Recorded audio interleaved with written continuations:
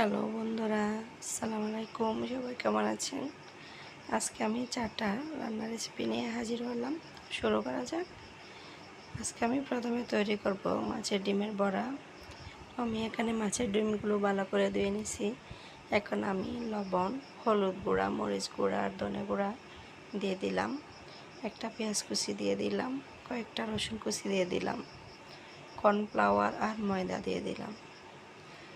আপনারা আপনাদের ডিমের পরিমাণ অনুযায়ী দিবেন। আমি এখানে সবগুলো 1 টেবিল চামচ করে দিয়ে দিলাম।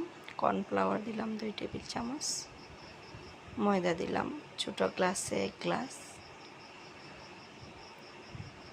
আমি এখানে একটা মাছের ডিমের বড়া তৈরি করতেছি, আপনারা আপনাদের সাইজ অনুযায়ী করতে পারেন। এখন আমি এখানে প্যানে তেল গরম করতে দিয়ে দিলাম। একটা চামচের সাহায্যে আমি সব বড়াগুলো দিয়ে দেব। আপনারা চাইলে এরকম তৈরি করে গরম ভাতের সঙ্গে পরিবেশন করতে পারেন। খেতে কিন্তু অসম্ভব মজার হয়। যদি আমার চ্যানেলটি ভালো লাগে অবশ্যই সাবস্ক্রাইব করবেন। রান্নাটা যদি ভালো লাগে একটা লাইক দেবেন। আমার বড়াগুলো এক সাইড হয়ে গেছে, আমি এখন উল্টায় দিচ্ছি। অন্য সাইড হয়ে গেলে আমি নামিয়ে নেব।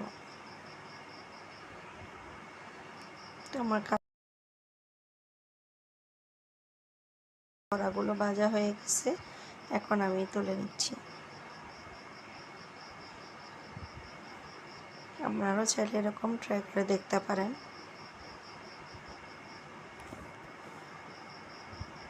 দেখেন আমার ভেতরে অনেকটাই স্পঞ্জি হয়েছে। একটা রান্না ডান। এখন আমি দ্বিতীয় রান্নায় আসলাম। আমি এখন রান্না করব গরুর মাংস। প্রথমে আমি একটি প্যানে সরিষার তেল দিয়ে দিলাম, ফোড়নে দিলাম তেজপাতা, এলাচ, লবঙ্গ আর 2টা শুকনো মরিচ।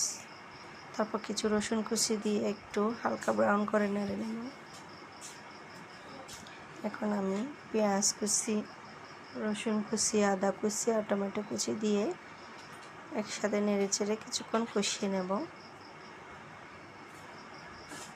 এখন আমি উপর থেকে কিছু পানি অ্যাড করলাম, মশলাগুলো যাতে পুড়ে না যায়। এখন আমি সব মশলা দিয়ে দেব। প্রথমে আমি লবণ দিয়ে দিলাম, হলুদ গুঁড়া দিয়ে দিলাম, ধনে গুঁড়া দিয়ে দিলাম,